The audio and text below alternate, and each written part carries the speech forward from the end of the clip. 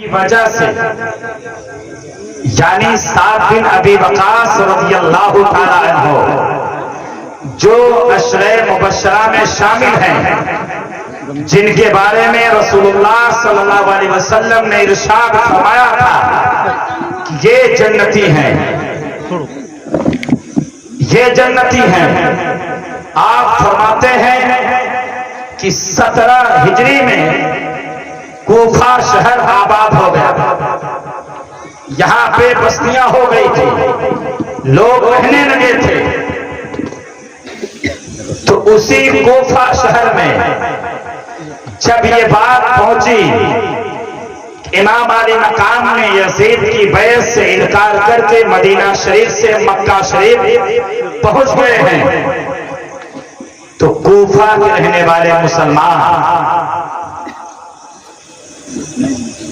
जैसे कि हजरत सुलेमान, इन्होंने अपने घर पर कूफा के तमाम मुसलमानों को इकट्ठा किया, जमा किया और एक तकरीर की।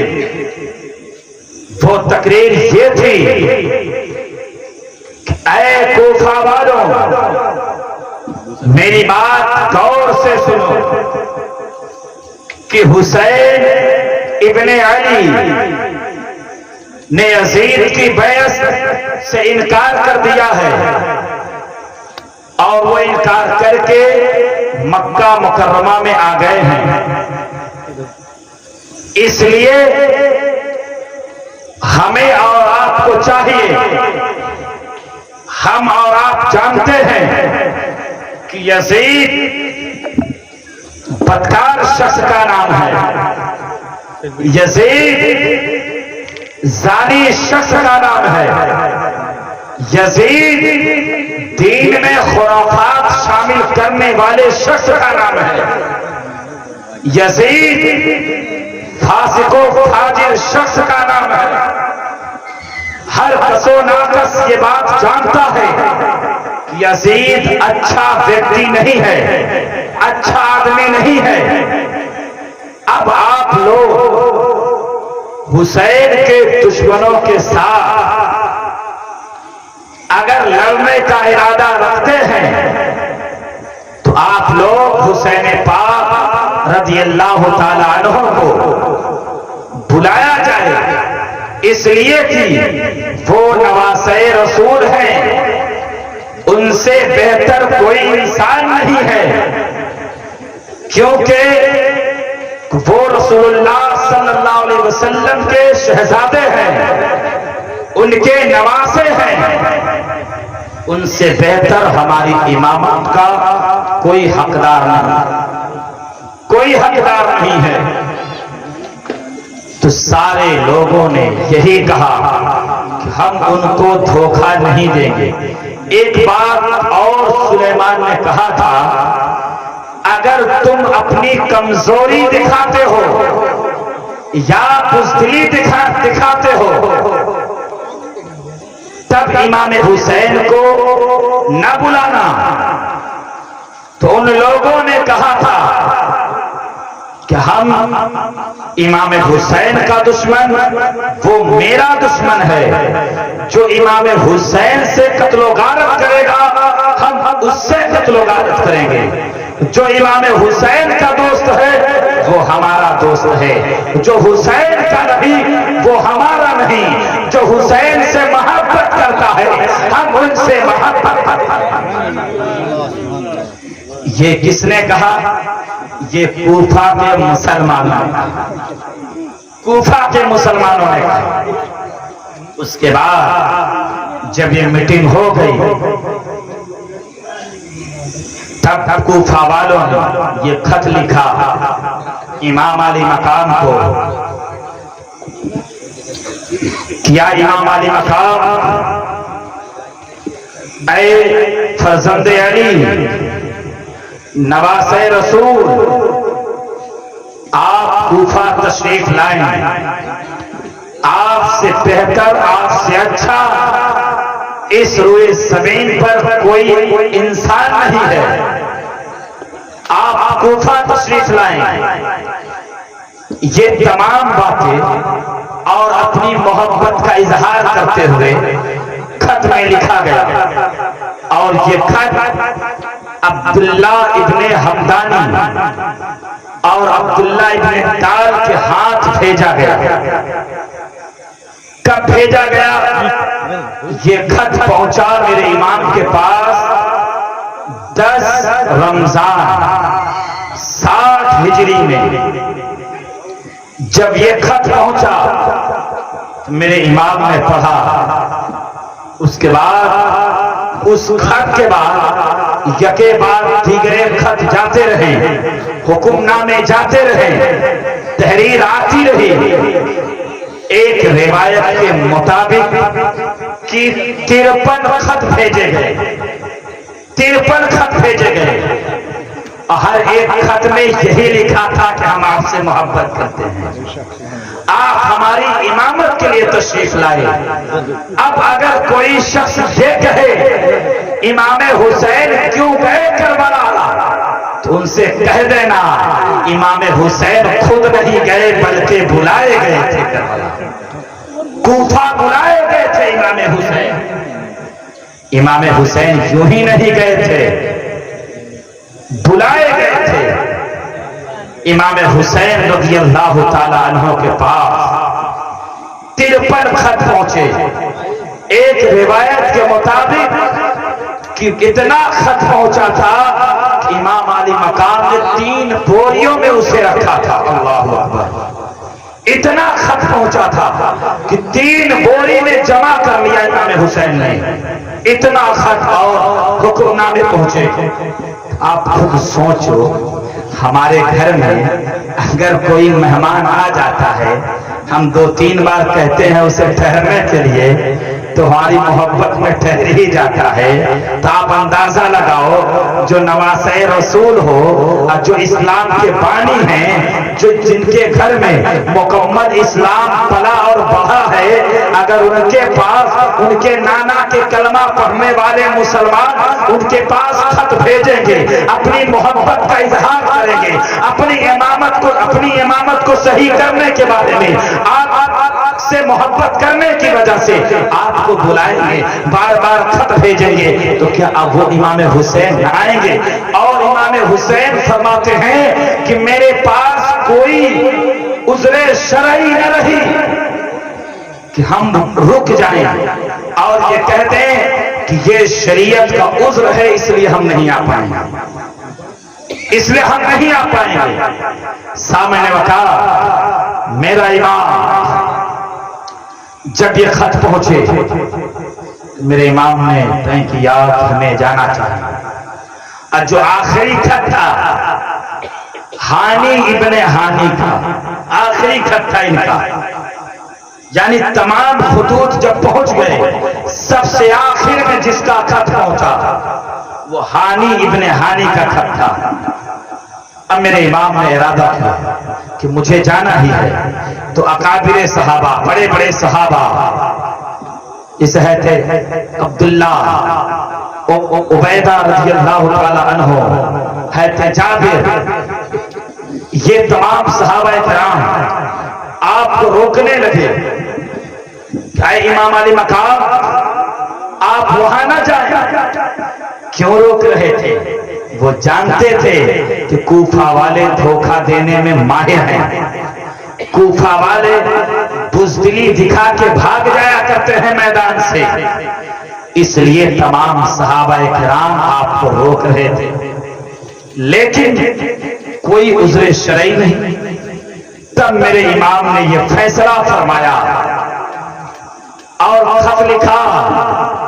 खत में यह लिखा, ऐ कूफा वालों, आपका खत मुझ तक पहुंचा और इतने सारा खत पहुंचा जिसकी वजह से आपकी मोहब्बत इन खतों में झलक रही है। आपकी इमामत करने के लिए मैं अपने भाई मुस्लिम को भेज रहा हूं, जो अकील के बेटे हैं, यानी हमारे चचाजाद भाई हैं, ये कूफा जाएंगे, वहां पहुंचकर ये अगर खत में लिखते हैं कि यहाँ का हालात सही है, यहाँ का हालात साजगार है, तो मैं फौरन कूफा चलाऊंगा, मैं फौरन कूफा चलाऊंगा। ये मेरे इमाम ने खत में लिखा, खत को रवाना किया और इमाम मुस्लिम बिन अकील रज़ियल्लाहु ताला अन्हु को रवाना किया। इमाम मुस्लिम के साथ में आपके दो साहबजादे, दो बेटे भी थे, जिनका नाम, एक का नाम मोहम्मद था, दूसरे का नाम इब्राहिम था। ये दोनों आपके साथ में थे। जब हजरत मुस्लिम बिन अकील रज़ियल्लाहु ताला अन्हु कूफा पहुंचे, आप मुख्तार नामी शख्स के यहां ठहरे, उन्हें यहां रुके रहे, यहां तक कि आप फरमाते हैं एक हफ्ते के अंदर 12,000 कूफा के लोग हमारे हाथ पर इमाम हुसैन की जानिब से बैअत कर लिया था। सुभान अल्लाह, बैअत कर लिया था और ये अकीदा दिखाया और ये बताया कि हम किसी और के पैरोकार नहीं हैं, हम दुनियादार के पीछे नहीं चलने वाले हैं, हम इमाम हुसैन के शहदाई हैं, इमाम हुसैन के पीछे चलने वाले हैं, हम इमाम हुसैन के वफादार हैं, उन्हीं से मोहब्बत करने वाले हैं। ये बताया किसने? कूफा वालों ने, कूफा वालों ने।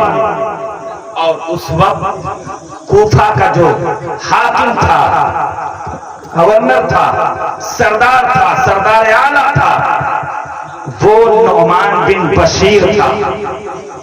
बड़े गौर से सुनिएगा मेरे खिताब के इस चैप्टर को कि किस तरीके से मेरे इमाम को धोखा दिया था इन लोगों ने, कैसे धोखा दिया था।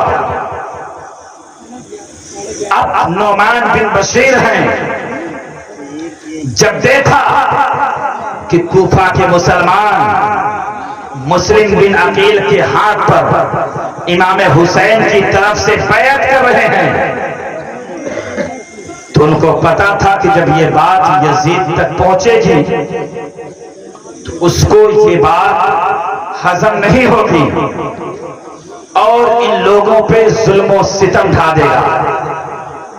अब नुमान बिन बशीर हैं, एक मजमा लगाया, मजमे को इकट्ठा किया और खिताब फरमाया। मिंबर पर खड़े होके, कूफा की मस्जिद के मिंबर पे खड़े होकर खिताब फरमाया, ऐ कूफा के लोगों, जो काम आप कर रहे हो, इस काम को अगर यजीद तक पहुंच जाएगी बात तो आप पर जुल्म सितम का पहाड़ ढा देगा। अल्लाह अकबर। जब ये नुमान बिन बशीर ने कहा तो उसी मजलिस से एक यजीदी उठा और कहने लगा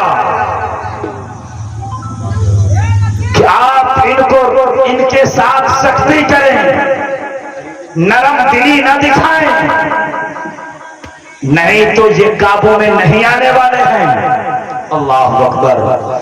ये कहा, उसके बाद मजलिस से उठा और जाके खत लिखा। किसके पास? ये खत लिखा यजीद के पास लिखा। जब यह खत यजीद तक पहुंचा तो यजीद ने, जो बसरा का हाकिम था, गवर्नर था, उबैदुल्लाह इब्ने जियाद था, और उबैदुल्लाह इब्ने जियाद के अखलाक, किरदार के बारे में वो जानता था कि वो मुरव्वत नहीं करेगा, वो हर एक से सख्ती के साथ है, वो हमारा पैरोकार है। खत लिख दिया। अब उबैदुल्लाह इब्न ज़ियाद ने बसरा का हाकिम था, वहां का गवर्नर था, लेकिन जैसे ही यजीद का खत मिला उसे, वो फौरन अपने भाई उस्मान को अपना जानशी मुकर्रर किया कि तुम हाकिम बनो बसरा का, और उसका भाई हाकिमियत को संभाला और वो फौरन अपने सिपाहियों के साथ कूफा के जानिब चल पड़ा, कूफा के जानिब चल पड़ा।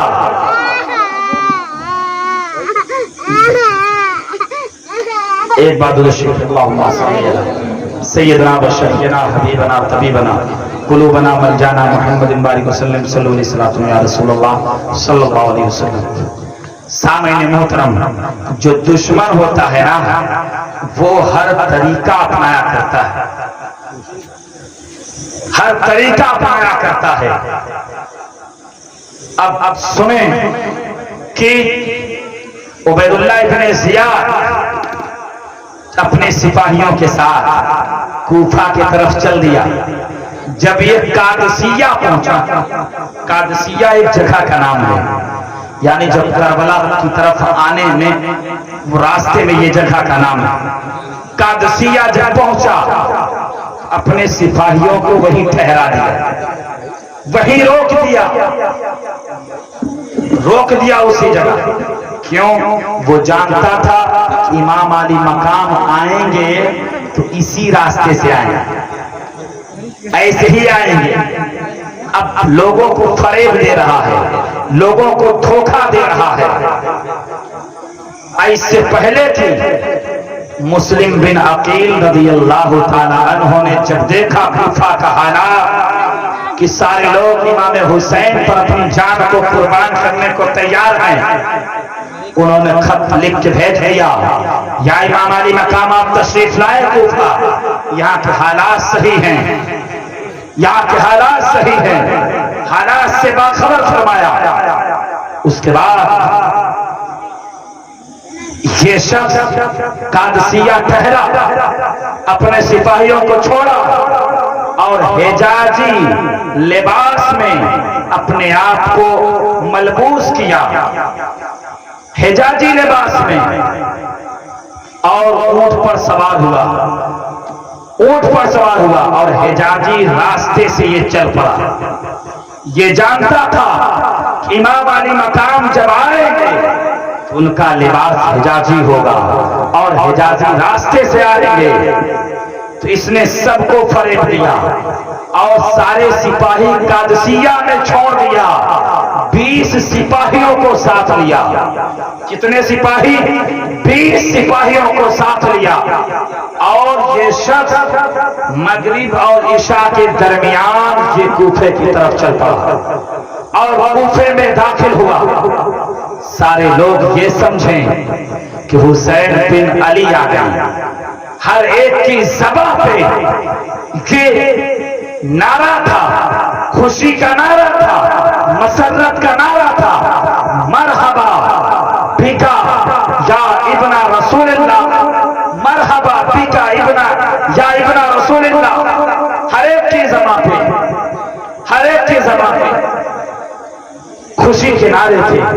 यहां तक के बताया जाता है कूफा का हर एक फर्द निकल आया कि हुसैन आ गए, हुसैन आ गए। जब ये देखा इन लोगों ने, इसके सिपाहियों ने कि अब तो कूफा के लोग बहुत ढेर सारे हो गए, रास्ता चलने में दुश्वारी हो रही है और ये उबैदुल्लाह इब्न ज़ियाद लोगों को धोखा दे रहा है।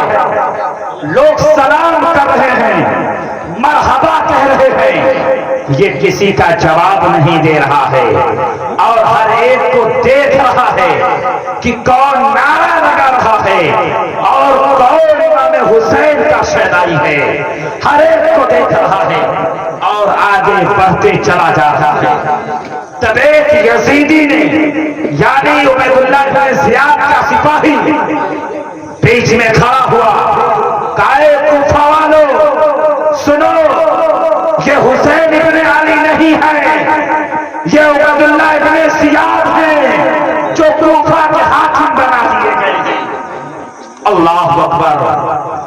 जब ये बात कूफा वालों के कान तक पहुंची तो सारे लोग मायूस होकर अपने अपने घरों में चले गए, अपने अपने घर को चले गए, हर एक व्यक्ति घर में चला गया। तब ये आसानी के साथ गवर्नर हाउस पहुंचा। जब गवर्नर हाउस पहुंच गया तब इसने नौमान बिन बशीर के बारे में बताया कि जो हमारा अमीर है यजीद, उन्होंने इसको माजूर कर दिया है और आज से कूफा का हाकिम हम हैं, गवर्नर हम हैं। इसको कहने के बाद जब सुबह हुई तो जो कूफा में चौधरी टाइप से थे, सरदार लोग थे, अपने अपने गांव के सरदार थे, उन लोगों को बुलाया और सब लोगों को नजरबंद कर दिया, कैद कर दिया और ये कहा कि ये आप लोग कहो कि जो कोई भी अमीर के खिलाफ जाएगा उसको या तो कत्ल कर दिया जाएगा या तो फिर उसे कैद कर लिया जाएगा। अल्लाह अकबर। सारे सरदारों को कैद कर दिया। अब मुस्लिम बिन अकील हैं। जब ये बात आप तक पहुंची, आपने मुख्तार नामी शख्स के यहां ठहरे थे लेकिन वहां से हट गए। हानी इब्ने उर्वा के घर आप तशरीफ ले गए। रात की तारीकी में आप वहीं पे ठहरे। इधर उबैदुल्लाह इब्ने ज़ियाद जासूसों को लगा दिया कि मुस्लिम बिन अकील को ढूंढो, तलाशो, उन्हें मेरे पास लाओ, जो लेकर आएगा उसे दिरहमों दीनार से नवाजा जाएगा। अल्लाह अकबर। ये पूरे कूफा में हर एक शख्स के बाद बात पहुंच गई। हर कोई इस जालिम से डरता था कि ये बदतमीज किस्म का है, उबैदुल्लाह इब्ने ज़ियाद ये सख्त है, उसके सामने कोई नहीं आता। अब अपने एक शानी गुलाम को उबैदुल्लाह इब्ने ज़ियाद ने 3000 दिरहम देके अब फिर धोखा दे रहा है। 3000 दिरहम देके, सिक्के देके और ये कहा कि तुम ये कहना कि हम अहले बैत नबूवत से मोहब्बत करने वाले हैं, हम हुसैन के गुलाम हैं और ये अशरफिया, ये दिरहमो दीनार उनकी बारगाह में पेश करेंगे। हर जगह जाना, ढूंढना, और जहां जिस घर में मिल जाएं फौरन मुझे बता देना। अल्लाह अकबर। अब ये जासूस जो शाम का रहने वाला था, शामी गुलाम, 3000 सिक्का लिया और लेके ये कूफा की जामा मस्जिद में पहुंचा। देखा कि मुसलमान नमाज पढ़ रहे हैं। जब कुछ मुसलमान चले गए और हानी इब्ने उर्वा रज़ियल्लाहु ताला अन्हु उसी मस्जिद में नमाज पढ़ रहे थे, नमाज अदा कर रहे थे। इसने क्या कहा, बताइए कि मुस्लिम बिन अकील कहां पे हैं, किसके घर में हैं? तो आपने फरमाया, क्या मैं ही एक शख्स हूं जो मुझसे पूछ रहे हो? तो कहा नहीं, आप मुझे अच्छे मालूम होते हैं, आप मुझे अहले बैत के शहदाई मालूम होते हैं, आप मुझे शियाने अली मालूम होते हैं, आप अहले बैत नबूवत से मोहब्बत करने वाले मालूम होते हैं। इसलिए मैंने आपसे पूछा। जब ये बात कही उस जासूस ने और ये बात भी कहा कि मैं मुस्लिम बिन अकील को ये 3000 सिक्का देना चाहता हूं, हदियतन, तो फतन देना चाहता हूं उनकी बारगाह में। अल्लाह अकबर। फिर हानी इब्न उरवा ने बता दिया कि वो मेरे घर पे ठहरे हुए हैं।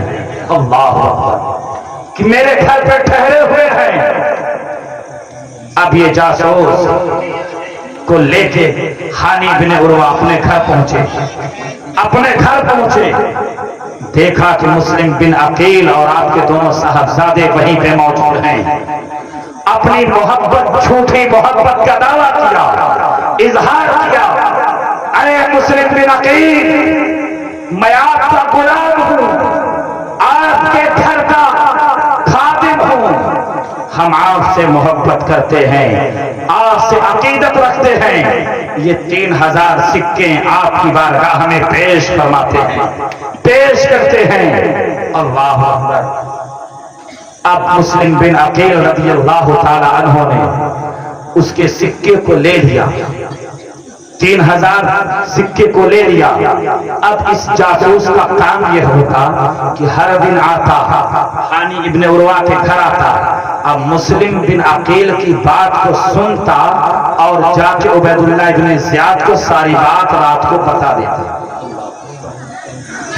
देता कि ये बातें हो रही है और कूफा के लोगों को ऐसे ऐसे समझाया जा रहा है।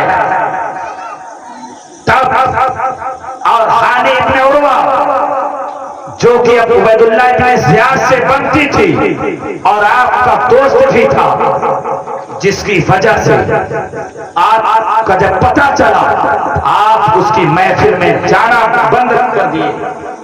जब नहीं जाते तो उसको और शक हुआ। जब ये बात बताई गई तो वो खबर भेज दिया कि मुस्लिम हानी इब्न उरवा को मेरे पास लाया जाए। तो उबैदुल्लाह इब्न ज़ियाद ने बुलाया है।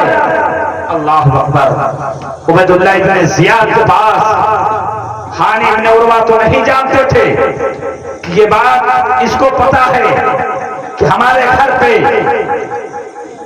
हाशमी घराना का एक शहजादा खिलता हुआ गुलाम, जो हुसैन पाक का जानशी है, जो हुसैन पाक का खलीफा है, जिसे मेरे हुसैन ने भेजा है, वो हमारे घर में कयाम किए हुए हैं। ये पता था कि उसे नहीं पता है। अल्लाह अकबर। हानी इब्न उरवा बिला झिझक उबैदुल्लाह इब्न ज़ियाद के पास जाते हैं, सलाम करते हैं तो वो सलाम का जवाब नहीं देता है। अल्लाह अकबर। वो सलाम का जवाब नहीं देता। कुछ देर के बाद कहता है कि मुझे पता चला है कि तुमने मेरे अमीर के खिलाफ अपने घर को साजिशों का अड्डा बना रखा है और कूफा के लोगों को बहका रहे हो, यजीद के खिलाफ कर रहे हो और माज़अल्लाह रब्बिल आलमीन बागी हुसैन का जो अकील आया है, मुस्लिम बिन अकील को तुमने पनाह दिया है। अल्लाह अकबर। आप इनकार करते रहे, इनकार करते रहे। जब उबैदुल्लाह इब्न ज़ियाद ने उसी जासूस को, उसी शामी गुलाम को जब सामने किया है, अब हानी के पास कोई रास्ता न बचा। ये तो जासूस निकला, ये तो गद्दारे रसूल निकला, ये तो गद्दारे नवासे रसूल निकला, ये तो हाशमी घरानों का गद्दार है। अब उन्होंने कहा, हाँ मैंने उन्हें बुलाया नहीं है, वो खुद मेरे घर आए हैं, इसलिए मैंने उनको जगह दिया है अपने घर में। और वो फर्जंदे रसूल हैं, वो हाशमी घराना है, इसलिए मैंने उनको मेहमान बनाया है। अल्लाह अकबर। जब ये सुना आप भगोला हो गया। कहा जब तक तुम मुस्लिम बिन अकील को मेरे हवाले नहीं कर देते तब तक तुम्हें नहीं छोड़ा जाएगा। अल्लाह अकबर। हानी इब्ने उर्वा फरमाते हैं कि मुझे तू इतनी मोहलत दे दे कि मैं अपने घर जाऊं और उनको अपने घर से निकाल दूं। कहा तुझे इतनी भी मोहलत नहीं मिलेगी। अल्लाह अकबर। आपको कैद कर लिया गया, कैद कर लिया गया, नजरबंद कर दिया गया। उसके बाद कूफा में ये बात फैल गई, हर शख्स ये जान गया कि हानी इब्ने उर्वा का कत्ल हो गया है, शहीद कर दिए गए हैं। और ये कोई और नहीं बल्कि उबैदुल्लाह इब्ने ज़ियाद ने किया है। अब तमाम कूफा के मुसलमान हानी इब्ने उर्वा के जो भाई लगते थे उनके साथ 12,000 सिपाही गवर्नर हाउस को घेर लिया। 12,000 सिपाही गवर्नर हाउस को घेर लिया। उसके बाद कहा कि हानी को मेरे हवाले करो, नहीं तो हम इस गवर्नर हाउस को मिट्टी में मिला देंगे। अल्लाह अकबर। जब उबैदुल्लाह इब्ने ज़ियाद ने ये मंजर देखा, अब तो मामला कुछ और होने वाला है, तब उबैदुल्लाह इब्ने ज़ियाद बाहर आया, कहा कि हानी जिंदा है, तुम्हें यकीन नहीं आता तो काजी शुरा को भेज दो, वो जाके देखें अंदर कैद कर लिए गए हैं किसी मसलहत की बुनियाद पे। अल्लाह अकबर। अब काजी शुरा हैं, ये कैद खाने में जाते हैं तो उबैदुल्लाह इब्ने ज़ियाद का जासूस भी उनके साथ हो जाता है, उनके साथ हो जाता है। और जब हानी के पास काजी शुरा जाते हैं तो हानी इब्ने उर्वा फरमाते हैं कि मेरे कबीले वालों से कहो, मेरे घर वाले से कहो कि 10 लोग अंदर आ जाएं, हम इससे छुटकारा पा जाएंगे और हम बाहर निकल जाएंगे। लेकिन सारी बात को सुना काजी शुरा ने, लेकिन उबैदुल्लाह इब्ने ज़ियाद का जासूस उनके साथ में था। साथ में होने की वजह से अब जब बाहर आए काजी शुरा तो उनसे उबैदुल्लाह इब्ने ज़ियाद ने कहा, बताओ हानी जिंदा है या मुर्दा है? तब उन्होंने तफसील नहीं बताया, सिर्फ इतना कहा, हाँ हानी इब्ने उर्वा जिंदा है, उनको किसी मसलहत के तहत कैद कर रखा है। जब इतना सुना कि वो जिंदा हैं तो सारे लोग इधर उधर हो गए, सब के सब चले गए, अपने अपने घरों को चले गए। जब ये बात मुस्लिम बिन अकील रज़ी अल्लाह ताला अन्हु तक पहुंची कि हानी इब्ने उर्वा को कैद कर लिया गया है, और हानी इब्ने उर्वा कौन थे पता है आपको? ये कूफा के मुअज्जिन थे, कूफा की मस्जिद में अजान दिया करते थे। अब मुस्लिम बिन अकील हैं, कहा अब मुझे बाहर निकलना ही होगा। मुस्लिम बिन अकील 40,000 सिपाहियों के साथ गवर्नर हाउस पहुंचे, गवर्नर हाउस को घेर लिया। उस वक्त उन्होंने कहा हानी इब्ने उर्वा को रिहा किया जाए, नहीं तो हम गवर्नर हाउस को ईंट से ईंट बजा देंगे। उस वक्त भी यही कहा गया, उस वक्त भी यही बताया गया कि हानी जिंदा है। जब ये बात सुना लोगों ने तो फिर तितर बितर हो गए, सारे लोग चले गए। मुस्लिम बिन अकील इरशाद फरमाते हैं, हमारे साथ कूफा के मुसलमान 40,000 गवर्नर हाउस का अहाता किया था, और मगरिब की नमाज जब पढ़े थे तो 500 मुसलमान हमारे पीछे थे। जब मैंने नियत मांगा था, अल्लाह अकबर, 500 मुसलमान थे मगरिब की नमाज में, और जब मैंने सलाम फेरा है एक भी मुसलमान मेरे पीछे नहीं मिला। अल्लाह अकबर। इस तरह धोखा दिया था मेरे इमाम को। मौरखीन फरमाते हैं कि जब मेरे इमाम ने अल्लाहु अकबर कह के नियत बांध ली है तो कुछ तो ऐसे ही खड़े थे, हाथ भी नहीं बांधे थे, ताकि ये हो जाए कि हम मुस्लिम बिन अकील के साथ हैं। अगर उबैदुल्लाह इब्न जियाद का सिपाही आ जाए, जुल्म सितम करने लगे, तो हम फौरन बता देंगे कि हम खड़े हैं, हम कहां नमाज की हालत में हैं। ऐसे भी मुसलमान थे उस वक्त कि जिन्होंने इस तरह से किया। और मुस्लिम बिन अकील फरमाते हैं, सलाम फेरने के बाद मैं देखा कि मेरे पीछे कोई भी नहीं, मैं नमाज से फारिग हुआ। हर तरफ उबैदुल्लाह इब्न जियाद का सिपाही मुझे ढूंढ रहे हैं, मुझे तलाश रहे हैं कि मुस्लिम बिन अकील मिले। अब मुस्लिम बिन अकील तने तनहा हैं। अब आपके दिमाग में ये बात आती होगी, आपके दोनों बच्चे कहां गए। एक रिवायत के मुताबिक कि जो काजी शुरा थे उनके हवाले कर दिया था अपने बच्चों को। दूसरी रिवायत के मुताबिक एक तोआ नामी औरत थी, उसके घर आपने अपने बच्चों को ठहरा दिया था, उसके हवाले कर दिया था। लेकिन सुने तो मुस्लिम बिन अकील रज़ियल्लाहु ताला अन्हु हैं, जब ये पस मंजर देखा कि सारे लोग बागी हैं, सारे लोग गद्दार हैं, वफा की बू नहीं आ रही है, यहां की मिट्टी में वफा नहीं मिल रही है, तब मुस्लिम बिन अकील रोने लगे।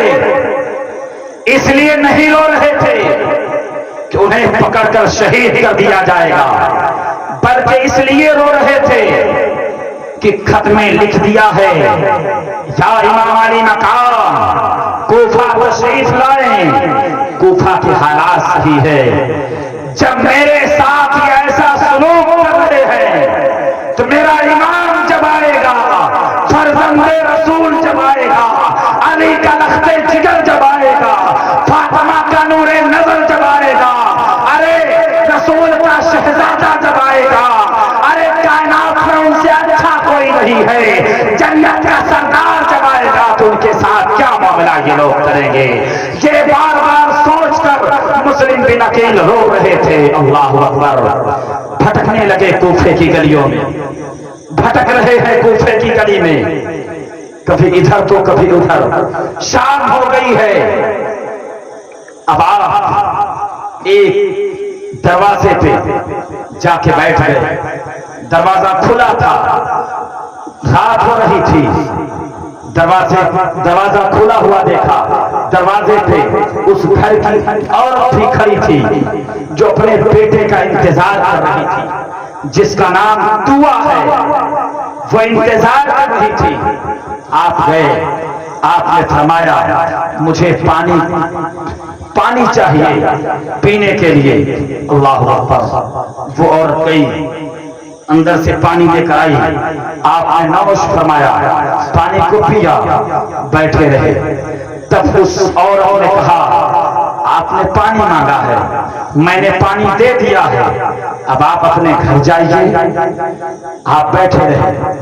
फिर दूसरी बार वो औरत ने कहा, आपने पानी मांगा था, मैंने पानी दे दिया, आप पी लिए हैं, अपने घर जाएं। इसी तरीके से जब तीसरी बार कहा, आपने फरमाया कि मेरा यहाँ कोई घर नहीं है, मैं तो गरीबुल वतनी हूँ, मैं तो मुसाफिर हूँ। तब वो औरत ने बेसाख्ता कहा, आप ही मुस्लिम बिन अकील हैं? आपने फरमाया, हाँ मैं ही मुस्लिम बिन अकील हूँ। वो औरत फौरन अपने घर आपको ले गई। अल्लाह अकबर।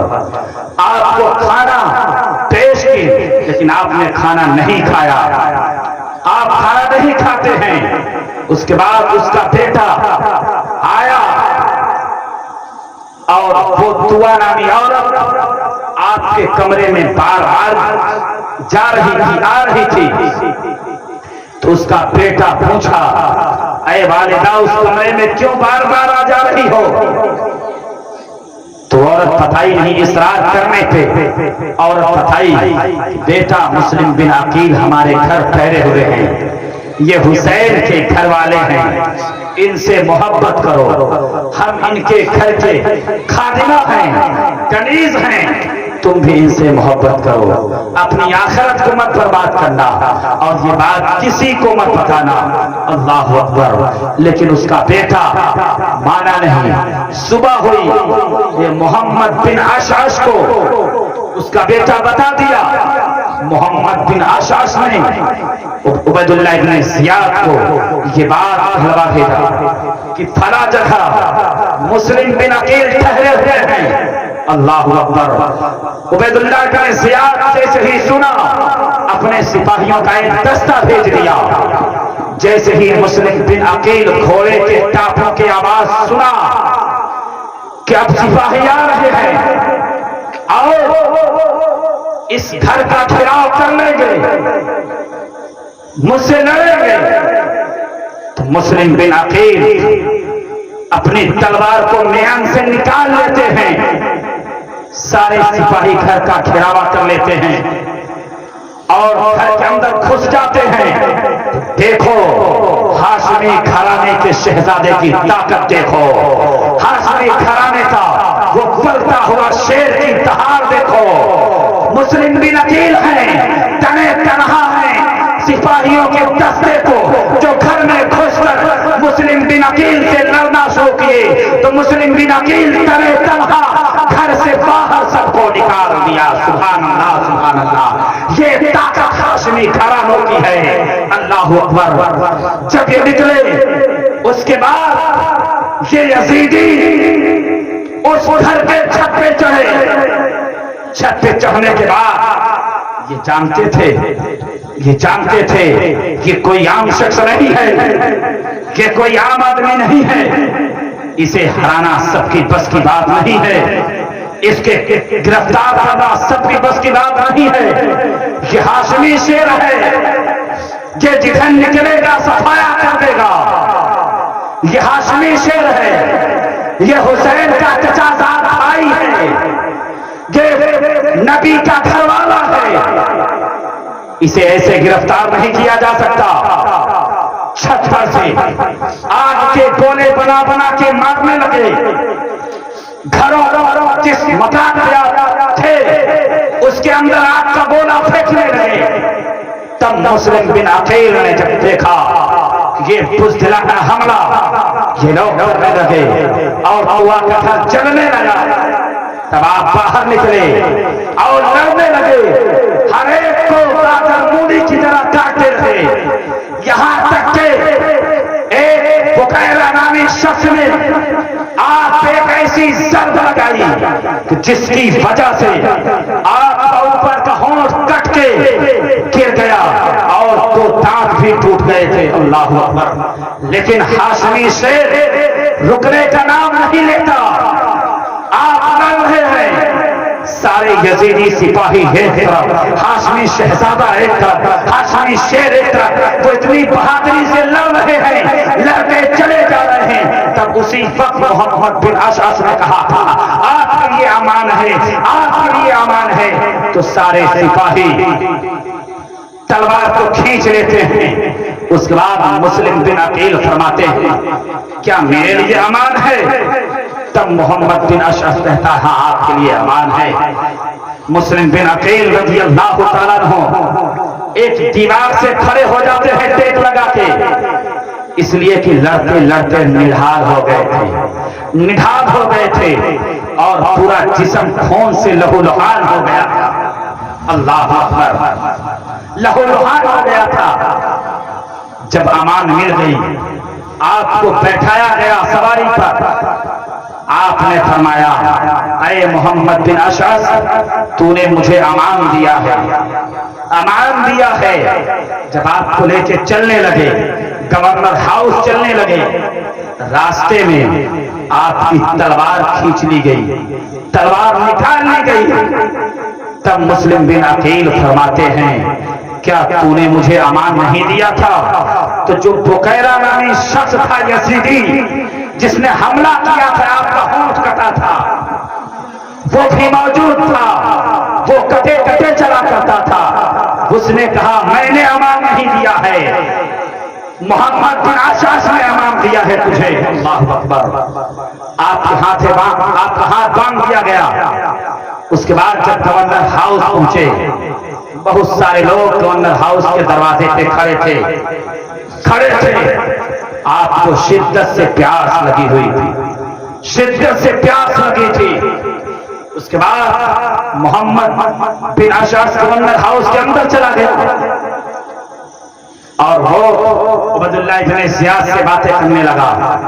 अरे उबैदुल्लाह इब्न ज़ियाद, इस हाशमी शेर को कोई गिरफ्तार नहीं कर सकता, नहीं करने वाला था, मैंने उसे अमान दिया है। तब उबैदुल्लाह इब्न ज़ियाद ने कहा, तू कौन होता है अमान देने वाला? तू कौन होता है अमान देने वाला? मैंने तुझे गिरफ्तार करने को कहा था, तू अमान नहीं दे सकता। अल्लाह अकबर। जब इतना सुना मोहम्मद बिन अशअस तो बगल हो गया, खामोश होकर खड़ा हो गया। अब मुस्लिम बिन अकील दरवाजे पे खड़े हैं। वहां पे आपने फरमाया, मुझे प्यास लगी है, मुझे पानी दिया जाए। अल्लाह अकबर। फिर वही बुकैरा नामी शख्स का तुझे पानी नहीं दिया जाएगा। अल्लाह अकबर। फिर मोहम्मद बिन अशअस आते हैं, आपको पानी दिया जाता है। जब एक प्याला पानी दिया गया, आपने जैसे ही मुंह के करीब किया तो आपके होठों से खून टपका और पूरा पानी लाल हो गया। आपने वापस दे दिया, फिर दोबारा पानी मांगा, दोबारा दिया गया। फिर आपका जो दांत टूट गया था, जैसे ही मुंह के करीब किया पानी को, वो दोनों दांत टूट के प्याले में गिर गए। फिर आपने वापस कर दिया। उसके बाद आपने अल्लाह की बारगाह में शुक्र अदा किया, लगता है मेरे किस्मत में पानी नहीं है। अल्लाह अकबर। अल्लाह की बारगाह में शुक्र अदा किया। उसके बाद आपको गवर्नर हाउस के अंदर ले जाया गया। उबैदुल्लाह इब्न ज़ियाद है और हाशमी घराने का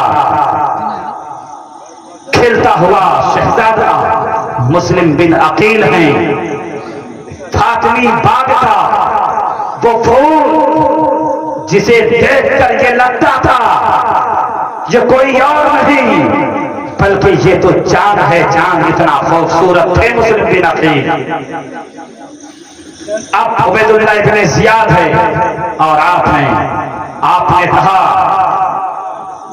कहा कि हम यहां इसलिए आए थे कि जो लोग दीन में खुराफात को शामिल कर रहे थे, शराब को आम कर रहे थे, ज़िना को आम कर रहे थे, बेपर्दगी को आम कर रहे थे, हम उसी को खत्म करने आए थे।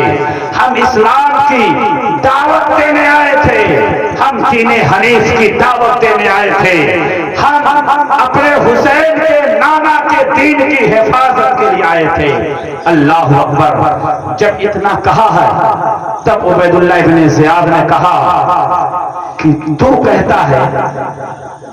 कहता है हम दीन की दावत देने आए थे, क्या तू भूल गया कि मदीने में शराब पिया करता था? माअज़ल्लाह। अरे हाशमी घराना इन सबसे पाक होता है, इन सबसे आप पाक थे। तब मुस्लिम बिन अकील फरमाते हैं, खुदा जानता है कि शराबी कौन है, अल्लाह जानता है कि जानी कौन है, अल्लाह जानता है कि दीन में खुराफात दाखिल करने वाला कौन है, अल्लाह जानता है कि गाना गाने वाला कौन है, अल्लाह जानता है ढोल बजाने वाला कौन है। जब इतना कहा आप बगौला हो गया, क्या तुझे कत्ल कर दिया जाएगा, क्या मुझे कत्ल कर दिया जाएगा? मेरी तीन बातें सुन लो, तीन बातें सुन लो। वो तीन बातें ये थी, कोई आगे आने को तैयार नहीं। तब उबैदुल्लाह इब्न ज़ियाद ने एक शख्स से कहा, सुनने में क्या हर्ज है, सुन लो।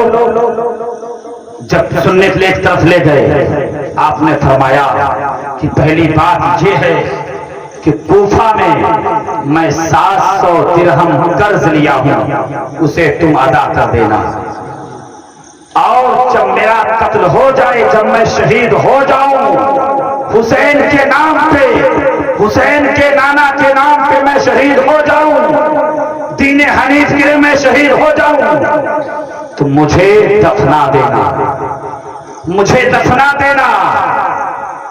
और तीसरी बात यह है कि मेरे आका हुसैन से जाके बता देना कि वो कूफा ना आए, जहां भी हो वहीं से वापस चले जाएं। अल्लाह अकबर। जब इतनी बात उबैदुल्लाह इब्ने ज़ियाद ने सुना तो उसने कहा कर्जे की बात है, ये तुम समझो, लेकिन इनमें से कोई भी बात तेरी सुनी नहीं जाएगी। उस वक्त हाशमी घराने का शेर ने दुश्मन में आंखें डाल के बात किया था और फरमाया था, आए उबैदुल्लाह इब्ने ज़ियाद, सुन ले कान खोल के, हम खुदाए ताला के नाफरमानी नहीं करते, हम खुदा के फरमाबरदार बंदे हैं, हम अल्लाह के दिए हुए दीन की हिफाजत करने वाले हैं, हम हाशमी घराना हैं। अल्लाह अकबर। जब इतना कहा है, उबैदुल्लाह इब्ने ज़ियाद गुस्से में आता है, उसी बुकैरा नामी शख्स को कहा कि आपको छत पे ले जाया जाए और वहीं पे कत्ल कर दिया जाए, वहीं से इनकी लाश को फेंक दिया जाए। अल्लाह अकबर। जब वो आपको छत पे ले जाया गया, आपको शहीद कर दिया गया, इन्ना लिल्लाहि व इन्ना इलैहि राजिऊन। जब शहीद हो गए, एक रिवायत के मुताबिक आपकी लाश को गवर्नर हाउस के दरवाजे पे लटका दिया, एक रिवायत के मुताबिक आपकी गर्दन को काट कर फेंक दिया ऐसे ही। अल्लाह अकबर। किसे फेंका है?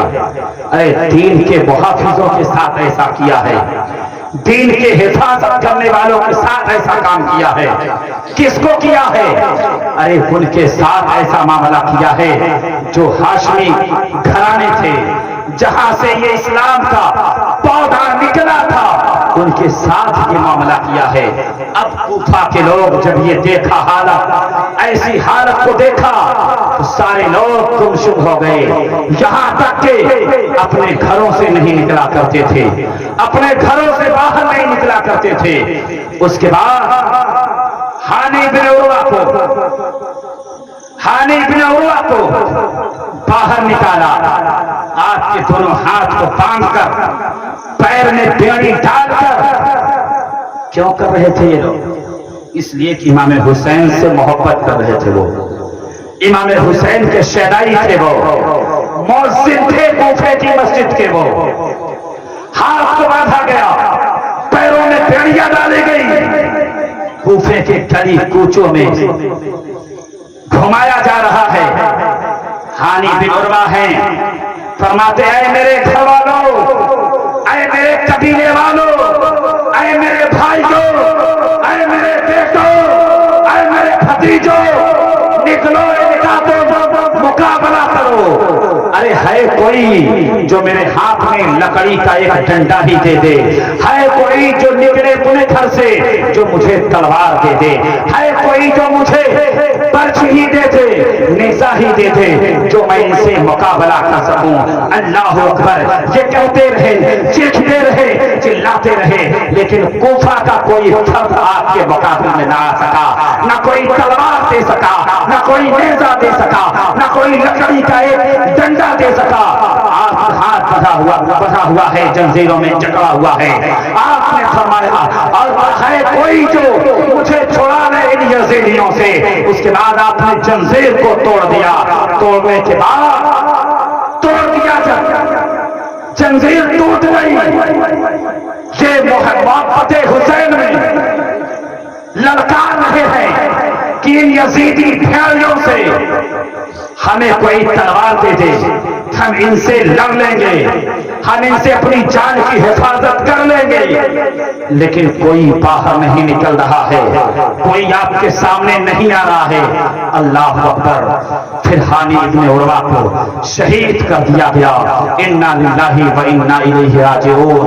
ये ऐसे लोग थे जो मोहब्बत हुसैन में ये जानते थे कि अगर हम हुसैन से मोहब्बत करेंगे तो हमें तकलीफ दिया जाएगा, हमारे घर को जला दिया जाएगा, हमारे बच्चों को कत्ल कर दिया जाएगा, हमारे घरों को लूट लिया जाएगा।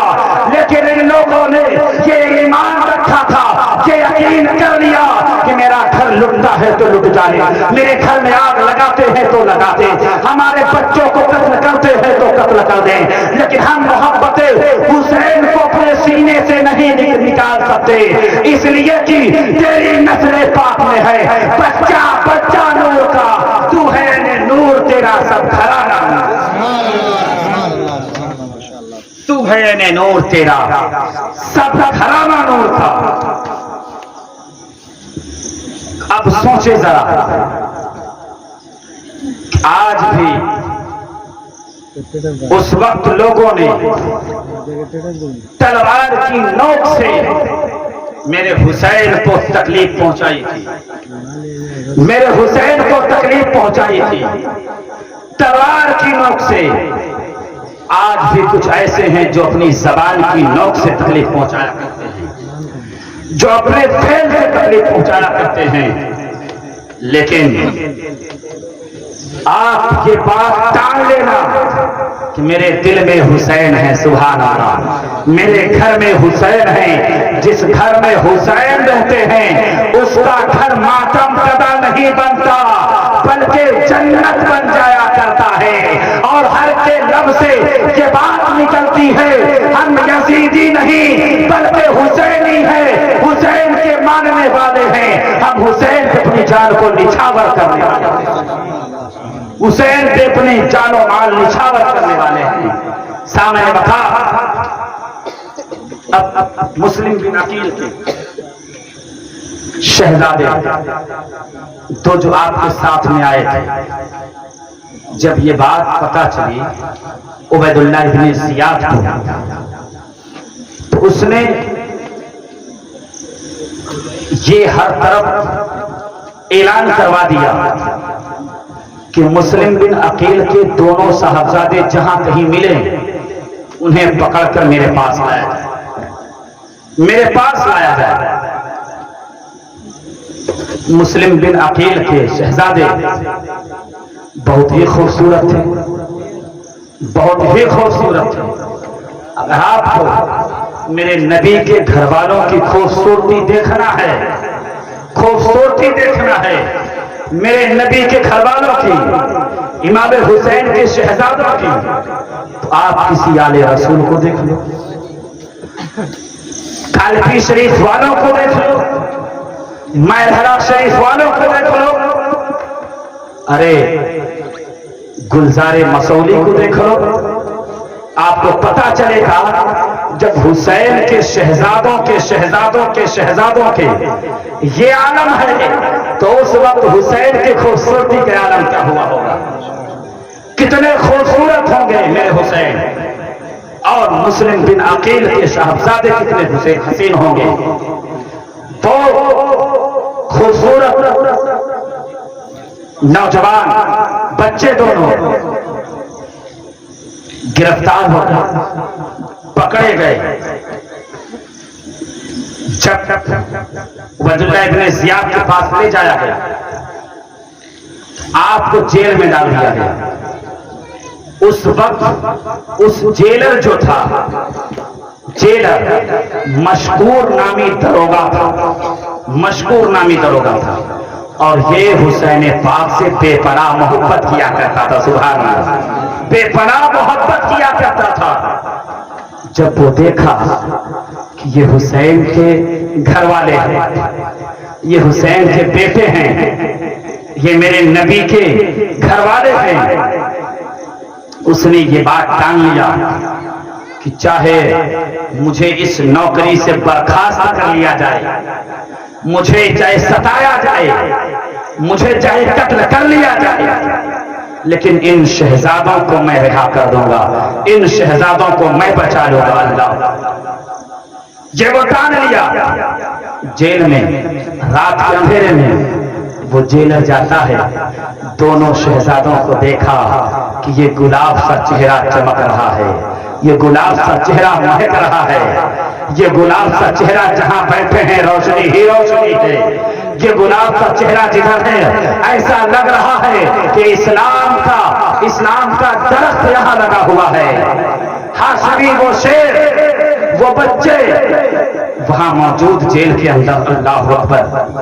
अब उन्होंने मशकूर नामी दरोगा उन्हें जेल से निकाला, अपनी अंगूठी दिया और ये कहा कि फला जगह जाना, फला जगह जाना और वहां पे हमारा भाई रहता है, उसे अंगूठी दिखाओगे तो मेरा भाई पहचान लेगा और आपको कादसिया के रास्ते से मदीना भेज देगा। सुभान अल्लाह, मदीना भेज देगा। अब इधर ये शहजादे चले और इधर जब सुबह हुई पता चला उबैदुल्लाह इब्ने ज़ियाद को, तो मशकूर नामी दरोगा को बुलाया, कहा कि तुमने ही रिहा किया है? कहा हाँ मैंने ही रिहा किया है। कहा क्यों किया है? कहा इसलिए किया है इनका कोई कसूर नहीं है, ये तो बेगुनाह है, इनका तो कोई खता नहीं है और ये फर्जंदे रसूल हैं, हुसैन के घर वाले हैं, ये अहले बैत हैं, ये फातिमा के घर वाले हैं, ये फातिमा के चमनिस्ताने करम के लहलहाते ये फूल हैं और इन फूलों को हम मुरझाते नहीं देख सकते। तब उबैदुल्लाह इब्ने ज़ियाद ने कहा कि तेरी भी वही हाल करूंगा, तुझे मौत के घाट उतार दिया जाएगा। उस वक्त कहा था मशकूर नामी दरोगा ने, अगर अहले बैत के नाम पे तो मुझे मारना चाहता है तो तेरे लिए इस बदबख्ती तेरी किस्मत में होगी और मेरे किस्मत में मुहिब अहले बैत का तारा मिल जाएगा, मोहब्बत अहले बैत की वफादारी मिल जाएगी और मुझे लोग याद करेंगे क़यामत तक, मुझे लोग याद करेंगे तो इमाम हुसैन के वफादारों में याद करेंगे, अगर तुझे याद करेंगे तो इमाम हुसैन के गद्दारों में याद करेंगे। एक शख्स अभी भी वक्त है अपने हाथ को हुसैनी घरानों से, हसनी घरानों के खून से आलूदा होने से बचा ले, अभी भी वक्त है, लेकिन वो मानता नहीं है, आपको भी शहीद कर देता है। इन्ना लिल्लाहि व इन्ना इलैहि राजिऊन। वाखिरु दावाना अनिल हम्दुलिल्लाहि रब्बिल आलमीन। सामने वकार इसके आगे का सफर कब होगा? खड़े होकर सलातो सलाम।